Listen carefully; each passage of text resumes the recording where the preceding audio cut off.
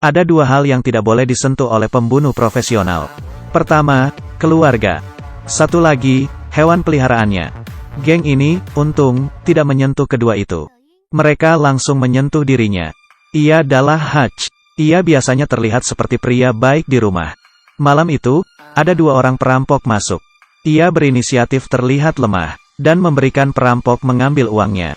Dan juga jam tangannya. Ia memperhatikan tato yang ada di tangan perampok itu. Anaknya dari atas langsung menangkap penjahat. Ia mengambil tongkat golf ingin memukulnya. Tapi ia lihat pistol. Di dalamnya tidak ada peluru. Ia minta anaknya untuk berhenti. Perampok pun kabur. Anaknya bingung dan marah kepadanya. Polisi yang datang juga berkata, "Kalau ini keluarga saya tidak akan melepaskan mereka." Esok harinya, di kantor, adik iparnya juga merendahkan Hutch. Ia bisa menahannya. Sampai di rumah, putrinya bilang gelang gambar kucingnya hilang. Gelangnya ditaruh di piring itu. Setelah tahu, ia langsung keluar rumah. Ia datang ke tempat ayahnya, mengeluarkan senjatanya, dan bilang ke ayahnya ada sedikit masalah.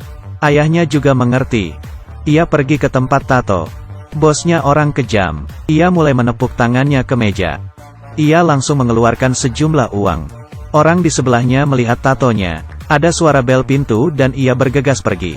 Menguncinya di luar. Bos mengerti. Ada yang bisa saya bantu? Bawa saya bertemu dengan orang ini. Kedua perampok adalah sepasang suami istri. Saat mereka mau makan, ia langsung menonjok wajah pria itu. Wanita langsung melepas jam tangan. Ia bertanya mana gelang gambar kucing. Pria menjawab ia tidak melihatnya. Ia mendorong pria, mengarahkan pistol dan mau menembak. Tiba-tiba terdengar suara bayi menangis. Ia masuk ke kamar, melihat bayi pakai masker oksigen. Ia baru tahu, suami istri ini melakukannya untuk hidup mereka. Ia lagi-lagi melepaskan mereka. Ia keluar dan kesal, sambil menonjok tembok di luar. Kedua tangannya terluka. Pulang naik bus. Tiba-tiba ada geng mafia keluar. Mengebut kencang. Menabrak tong di jalan. 5 orang ini mabok dan turun dari mobil. Ada kalian. Buat apa harus menonjok tembok? Mereka masuk ke dalam bus. Menggoda para penumpang. Mulai melangkah satu persatu.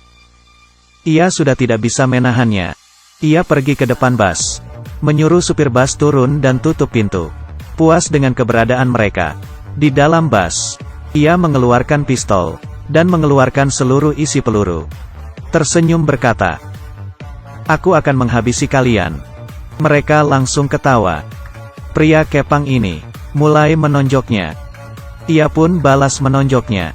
Di seberangnya ada satu orang lagi. Kepalanya terbentur. Ia berlari, ia dilempar keluar dari bus. Semua di dalamnya dipukul habis. Hidungnya berdarah, giginya copot. Kamu pikir hanya sampai sini? Ia bangun lagi, dan masuk ke dalam bus. Hari ini mau menghabisi mereka. Satu persatu ditonjok, dan beberapa ditusuk. Orang ini mulai memasukkan peluru ke dalam pistol. Ia putar badan dan mengambil tiang bus. Pukulan pertama di tangannya. Pukulan kedua langsung pukul kepalanya. Supir bus yang di luar terheran. Setelah selesai, ia mulai pergi. Di klub malam, saat Julian ini membicarakan bisnis, ada seorang penjaga melihatnya dengan serius. Tanpa berkata, ia langsung menonjoknya 2 kali. Dan dibenturkan palanya ke meja. Orang yang lainnya terkejut. Dan langsung bicara bisnis. Ada telepon masuk, buat Julian kaget. Datang ke rumah sakit, adiknya terluka parah. Ia mengambil kursi, dan melempar ke temannya. Tanya dia, siapa yang melakukannya? Temannya bilang ada seorang pria tua. Setelah dengan, ia berkata kamu sedang menipu saya. Ia langsung memukulnya lagi. Teman lainnya tidak kuat melihatnya. Dan mengeluarkan sebuah kartu kerja. Saat Hutch di rumah, ia dapat telepon dari Julian. Karena orang yang kemarin dihajarnya. Ia mencari tahu siapa dia. Ia adalah mafia paling berbahaya. Memegang ratusan juta uang tunai. Dicari tahu dari kartu kerja Hutch. Ketemu data ayahnya. Dan, lewat data rahasia, tahu ternyata Hutch pembunuh yang berbahaya. Mereka menemukan alamat rumahnya. Merasa ada yang tidak beres. Ia langsung membawa istri dan anak ke bawah tanah. Lalu memotor. Membeli pabrik dengan semua batang emasnya. Ia mulai membuat jebakan. Menyiapkan senjata. Mulai merakit jebakan bom. Jebakan di lantai. Semuanya sudah siap. Ia membawa bensin. Pergi ke klub malam. Julian sedang menari dan menyanyi di panggung. Di tengah nyanyian, ia sambil menembak. Penjaga pintu, monitor, keamanan. Semuanya tidak ada tersisa. Ia memasukkan bensin ke dalam tangki. Nyalakan api. Semua uang basah karena bensin. Ia mengambil setumpuk uang dan melemparnya ke dalam. Saat Julian sedang menyanyi, ia sadar di depannya adalah Hutch sedang makan steak. Ia turun dari panggung. Di sekitarnya ada 40 lebih pistol. Ia bertanya masih berani datang. Ia mengeluarkan bom, meminta ngobrol berdua. Anak buahnya langsung pergi. Dan ia duduk. Hutch bilang uang dia sudah habis terbakar. Kenapa tidak mempertimbangkan buka warnet pas pensiun? Julian langsung marah. Ia juga tidak berani apa-apa karena bom ini. Misinya berhasil dan mulai pergi. Balik ke mobil, dalam 3 detik. Julian mulai mengejar. Hutch melaju. Julian balas dendam. Di jalan sambil menembak. Terpaksa ia harus masuk ke gang. Di depan ada mobil musuh. Di belakang juga ada musuh pegang senjata. Ia cari kesempatan untuk mulai menembak. Membelokkan arah. Terus melaju. Saat mafia sampai di pabrik, baru turun langsung tertembak di pundak. Dari atas ada rekan satu tim mulai menembak. Di bawah ada ayahnya juga mulai menembak. Di dalam pabrik, ia menggunakan kompresor untuk melepas granat. Temannya mulai menembak jarak dekat. Satu tembakan langsung mengalahkan 3 orang. Ia menggunakan perangkap menembak musuh. Sampai di pabrik, menerbangkan tongkat baja ke arah 2 musuh.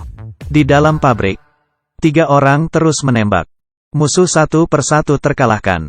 Musuh satu persatu terkalahkan. Tersisa Julian bosnya.